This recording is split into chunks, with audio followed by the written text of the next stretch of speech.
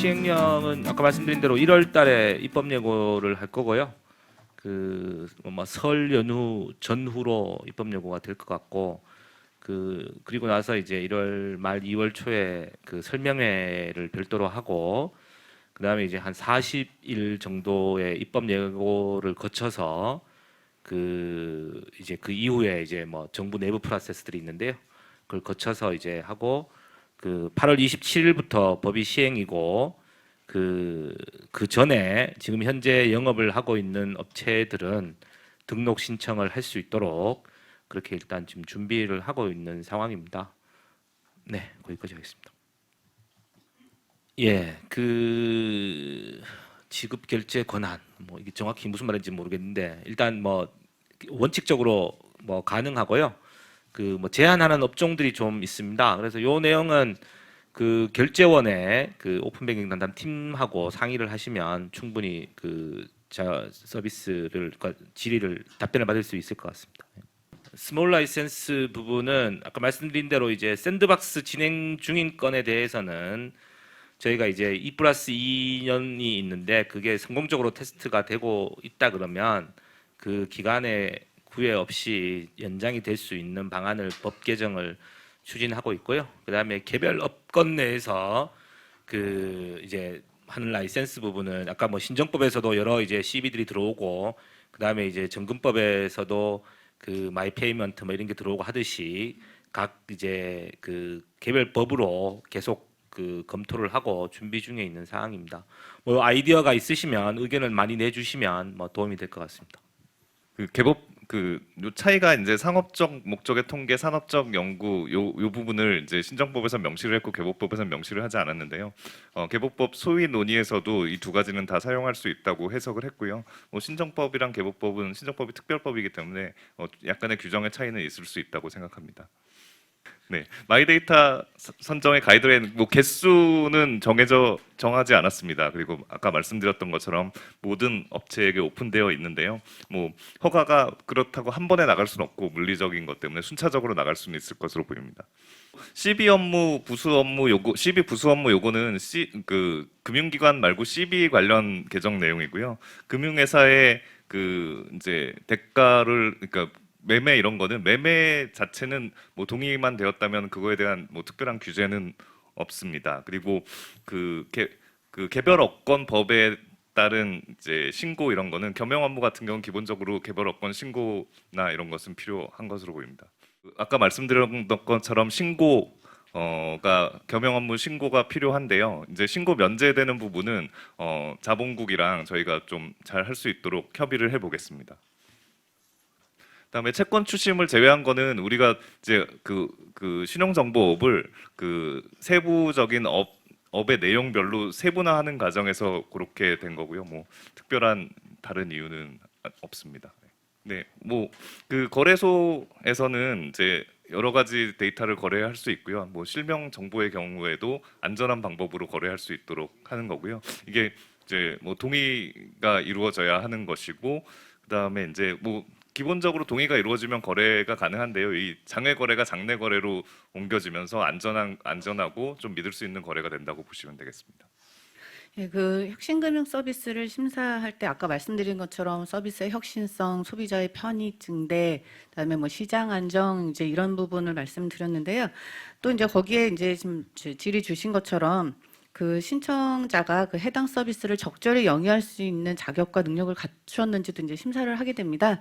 근데 여기에서 뭐 자본금 매출액이 없어도 뭐 다른 여타 인적, 물적, 여타 다른 재무적 요건 등 다양한 측면을 고려하기 때문에 꼭 매출액이 없다고 해서 선정이 되지 않는다 이런 거는 아닙니다. 예. 저희 이제 혁신법상 샌드박스를 신청할 수 있는 자격으로 이제 뭐 금융회사나 국내 영업소를 둔 상법상 회사로 규정하고 있는데요. 이것은 안정적인 서비스를 제공하기 위한 최소한의 요건으로 좀 이해를 해주시면 감사하겠습니다. 참고로 2009년에 상법이 개정되면서 최저자본금 요건이 종전에 5천만 원에서 이제 폐지되었기 때문에 이것도 좀 참고해 주시면 감사하겠습니다. 네, 사실은 지정이 안 되는 경우가 저희한테는 더 중요합니다.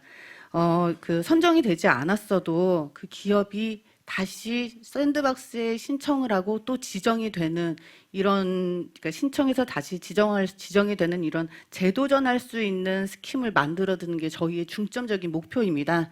그래서 기업이 원하는 경우에는 그 핀테크 지원 센터에서 적극적으로 또 그 컨설팅을 진행하고 있고요. 또 이 과정에서 이제 뭐 기업에서는 해당 기업에서는 자체적으로 사업도 좀 보완하면서 계속 이제 그 신청, 그러니까 센터하고 보완해 나가는 과정에서 뭐 신청서 작성의 보완뿐만 아니라 사업 내용에 대한 보완 부분까지도 같이 이루어질 수 있도록 지금 체계가 구축되어 있습니다. 좀 뭐 이게 그냥 단순한 문제는 아니고 아까 말씀드렸던 문제들도 있지만 전자금융거래법이 기존에 이제 지급 결제 부분, 특히 이제 전자 방식, 디지털 방식으로 이루어졌던 지급 결제하고 금융 보안에 관해서 이제 상당 부분 규율을 하고 있던 내용들이 있어가지고요. 좀 보완해야 될 부분들이 많고, 특히 또 법 개정 사항도 있습니다만 또 상당 부분은 또 시행령이나 감독 규정으로 풀어나갈 부분들도 있습니다.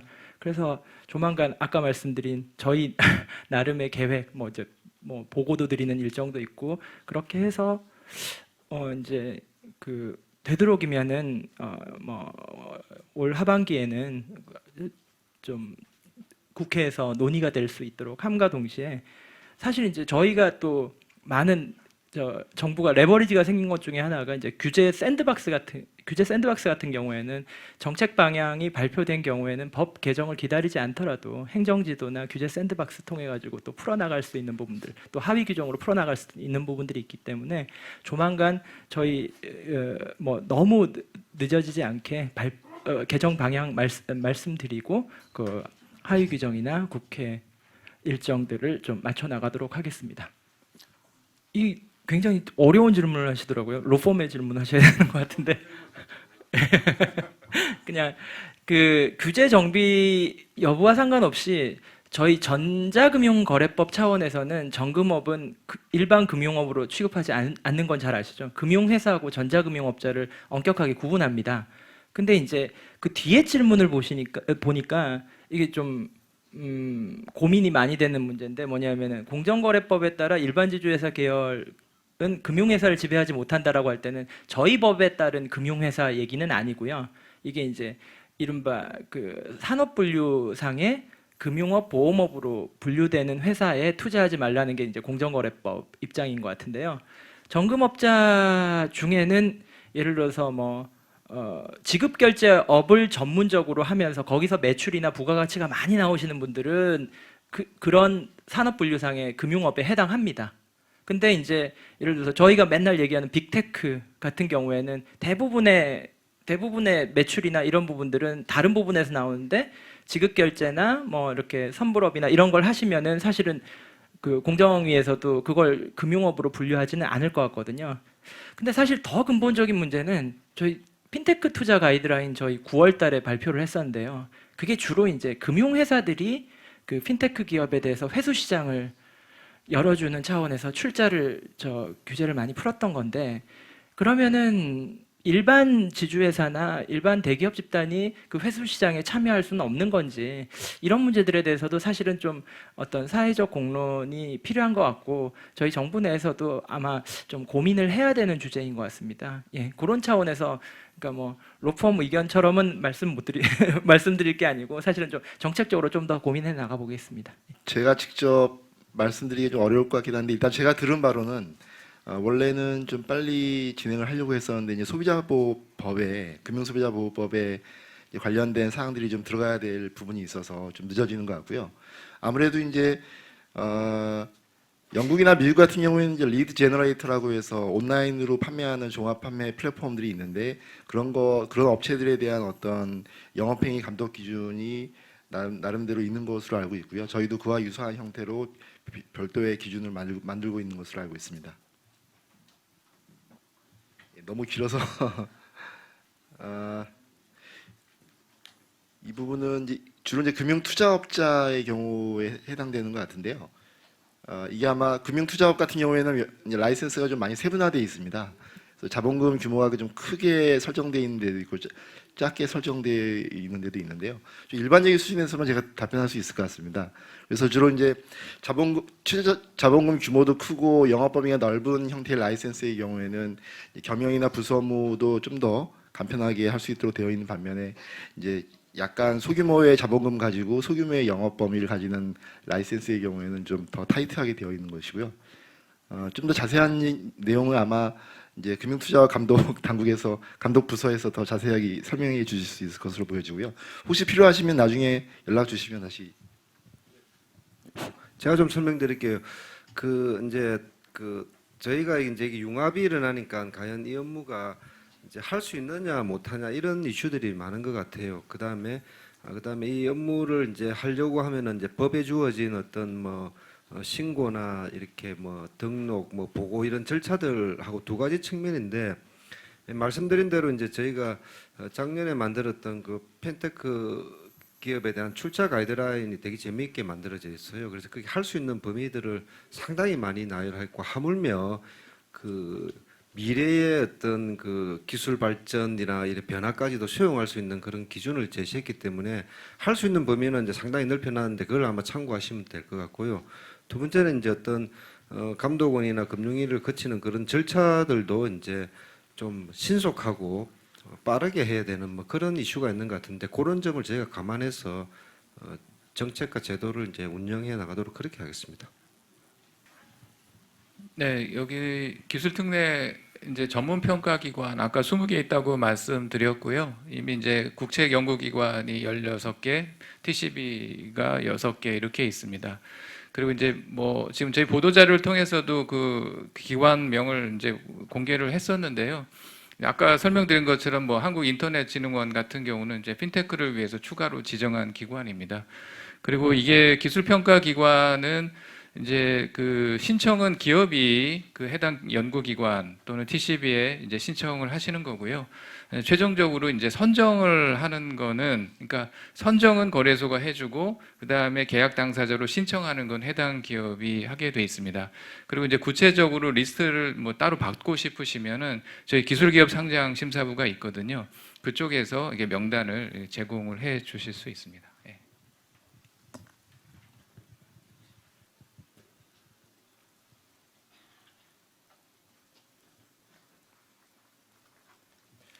사실은 저희 펀드 쪽에서 투자 대상에 들어가는지 안 들어가는지에 대한 질문이신 것 같은데, 전반부는 그렇고요. 후반부는 저희 쪽이랑은 어떻게 좀 답변을 드리는 게 적정하지 않은 부분인 것 같아서 전반부만 좀 답변을 드리면, 금융회사와의 공동 출자를 통해서 설립하시는 JB도 저희의 투자 대상에 포함될 수 있을 것 같습니다. 네. 예, 시간이 원래 당초 예상 시간보다 한 4분여 지났고요. 마지막으로 국장님 마지막. 제가 사실 신정법 통과되고 나니까 밥 안 먹어도 배부르더라고요. 그래서 오늘 또 이렇게 많은 말씀 들으니까 또 열심히 해야 되겠다는 그런 생각이 들고요. 하여튼 오늘 밖에 계신 분들, 이렇게 서가 계신 분들 아까 잠깐 나가 보니까 좀 너무 좀 죄송스럽다는 말씀을 좀 드리고요. 이제 사실은 그 신정법이 이제 굉장히 중요할 것 같아요. 그래서 신정법 설명에는 그 시행령에 대한 되게 구체적인 내용을 가지고 굉장히 기술적인 그런 저희 설명회를 따로 하겠습니다. 그럼 그때 의견을 좀 많이 내주시고요. 이제 전자금융법은 지금 저희 내부 절차도 있고 지금 실무적인 검토 단계이기 때문에 어느 정도 방향을 이제 제시를 하겠지만, 그 부분도 사전에 의견 수렴을 굉장히 많이 하겠습니다. 그래서 하시라도 감독원이나 이렇게 핀테크 지원센터나 유관기관에가 설명하시고 또 소통하시고, 이도 저도 안 되면은 저희 또 금융위로 또 오시고, 그렇게 해주시면 저희가 다른 좀 충족 못 시키지고, 또 혹시 이렇게 저희가 하는 과정에서 또 좀 서운한거나 불편한 게 있더라도 조금, 사람이 몇 명 없거든요. 그래서 좀 그런 점은 좀 이해를 해주시고 최선을 다해서 우리 직원들이 노력하고 있다는 점은 좀 감안해 주셨으면 좋겠습니다. 그리고 올해는 꼭 성공 신화를 쓰시는 그런 한 해가 됐으면 좋겠습니다.